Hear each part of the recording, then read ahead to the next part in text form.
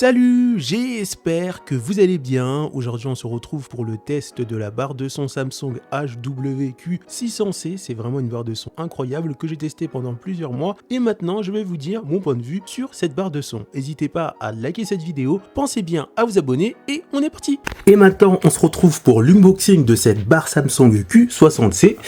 Donc on va commencer par la barre de son et après le caisson. Donc voici comment ça se compose. Donc c'est un peu galère parce que malheureusement la barre de son elle est grande comme vous pouvez voir. On va essayer d'enlever ça délicatement. Voilà, donc ça comme vous pouvez voir c'est la barre de son avec le Dolby Atmos. Donc on est plutôt pas mal. Et bien évidemment après je vous dirai son prix. Donc elle est très longue. Donc on va récupérer ça et on va ouvrir également l'autre partie avec le caisson. Donc maintenant c'est l'autre partie avec le caisson qui est juste ici. Hop. Donc là ça y est, j'ai enlevé la grosse partie. On va essayer d'enlever ça. Voilà, c'est pas forcément simple. Hop. Voilà. Voilà. Hop. Donc en dessous on peut voir qu'on retrouve tout ce qui est câblage. Voilà. Pour la barre de son. On va laisser ça de côté. Et on va pouvoir récupérer la baffe. Ou plutôt le caisson qui est, comme vous pouvez voir, relativement grande pour une chambre. Donc on retrouve ça également. Donc on va ouvrir ça. Hop, je vais le mettre par-dessus pour que vous puissiez bien voir. Donc sur ce sachet, on retrouve... alors, où est l'ouverture? Ils sont chiants.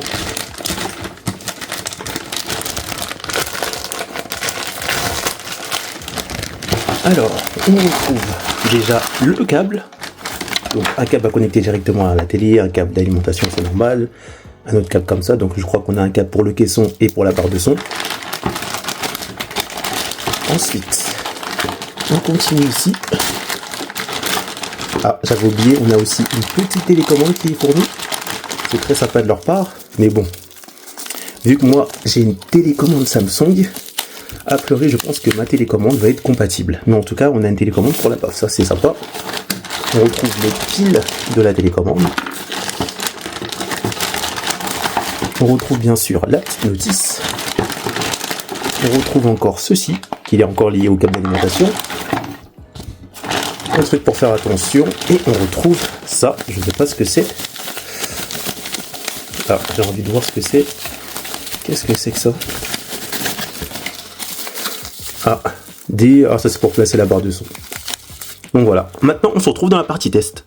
Alors au niveau de la partie test, ça fait plus de 6 mois que j'ai la barre de son et que je la teste. Je l'ai acheté pour mon usage personnel. J'utilise ça dans ma chambre qui fait à peu près 3 mètres de large et 3 mètres de longueur. Donc on va dire que c'est quand même une grande chambre. J'ai commencé à brancher la barre de son et le caisson. Ensuite il faut que le caisson soit reconnu par la barre de son. Pour ça il faut regarder que la LED soit bleue sans clignoter. Au début elle clignote en bleu pour se connecter et se synchroniser avec la barre de son. Ensuite au niveau des paramétrages de la barre de son par défaut, on a un son plutôt de qualité. Le bruit par exemple des explosions sont bien retranscrits, mais le problème c'est qu'on n'entend pas hyper bien les dialogues. Et pour vraiment ressentir le bruit cinéma, il faut augmenter le volume à peu près à 15, 17 voire un peu plus. Après avoir commencé à régler la barre de son avec différents réglages dont on va parler un peu plus en détail un peu plus tard, j'ai pu améliorer la qualité du son de cette barre de son. J'entendais cette fois-ci les dialogues de manière très claire comparé à avant et le bruit des explosions était encore meilleur. Et même le bruit des environnements que je voyais à la télé comme le vent, la pluie, etc.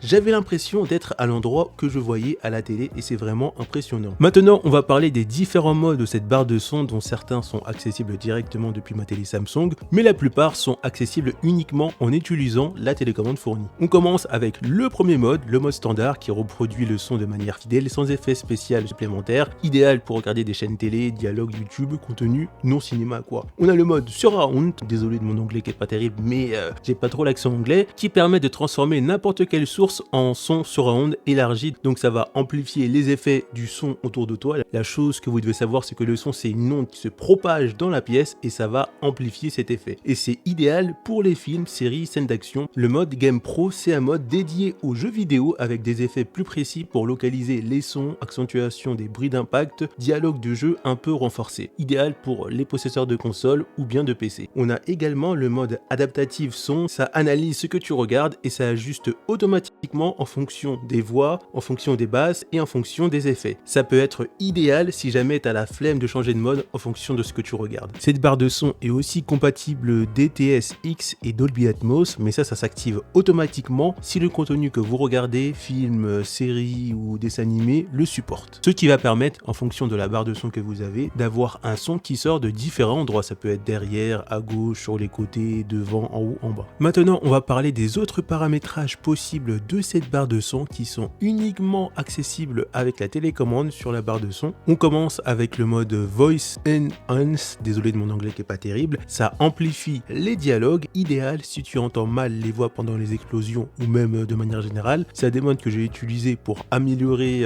la qualité des voix dans les films. Le mode basse qui renforce ou diminue les sons graves, les explosions, etc. On a le mode Trumble qui lui va renforcer les sons aigus. Ça peut être les sons des voix, les bruits métalliques, les sons ambiants tels que le vent, la pluie, les bruits lointains, les grincements d'une porte. En gros, ce sont les sons un peu légers. On retrouve également le mode Center Level. C'est un mode très particulier qui permet de régler uniquement le volume du canal central, c'est-à-dire les enceintes qui diffusent les dialogues. Ce sont les voix des acteurs, les paroles principales, les annonces, les commentaires. C'est uniquement sur ces paramètres-là que ça va agir. Ensuite, le réglage Top Level. Le Top Level, c'est le réglage qui contrôle les volumes des haut-parleurs verticaux. Ces haut-parleurs servent à créer le son qui viennent du dessus, comme dans le Dolby Atmos, DTX, Virtual Surround. Ce que ça change, si on l'augmente, on a plus de sensations venant du plafond, plus d'immersion dans les films, de meilleurs effets verticaux, hélicoptères qui passent, échos dans des salles grandes, explosions qui montent, objets qui tombent. On a aussi le mode Cine qui permet de compenser un retard audio entre l'image et le son. Ensuite, on retrouve le mode Virtual qui permet de créer un effet surround virtuel, même sans contenu 1,5. Donc c'est quoi le contenu 1,5? Ça va tout simplement être un mode, si bien sûr vous avez le film qui est compatible, qui va diffuser du son, que ce soit en haut, en bas, à gauche, derrière, etc. Ça va amplifier aussi les bruits environnants, les échos, les sons un peu plus enveloppés. Donc en fait, ça va mieux faire ressortir les sons et surtout de différents côtés, pas uniquement par exemple du côté de la barre de son, parce que c'est un son qui va se propager à gauche, à droite, etc. devant, derrière, etc. Et bien évidemment, quand on active ce mode-là, qui est tout simplement le mode virtuel, ça va rendre compatible les contenus qui sont pas compatibles en 5.1, ça va les mettre directement en 5.1, mais après le résultat, il est pas foufou. Ça essaye en fait de passer, par exemple, je sais pas, si vous regardez un film qui est compatible, je sais pas moi, 3.1, ça va essayer de le mettre compatible en 5.1, mais le résultat ne sera jamais aussi bien et aussi optimal que si le film était déjà naturellement en 5.1, mais ça permet de compenser et d'avoir un meilleur son que si vous n'activez pas ce mode. Néanmoins, si jamais vous regardez un film qui est déjà compatible 5.1, pensez à désactiver ce mode parce que ça va faire que on va se retrouver avec l'audio de base du film qui est en 5.1, plus ce mode là qui va essayer de l'amplifier et ça va un peu dégrader la qualité du son. Donc à activer uniquement si vous regardez du contenu qui n'est pas compatible 5.1.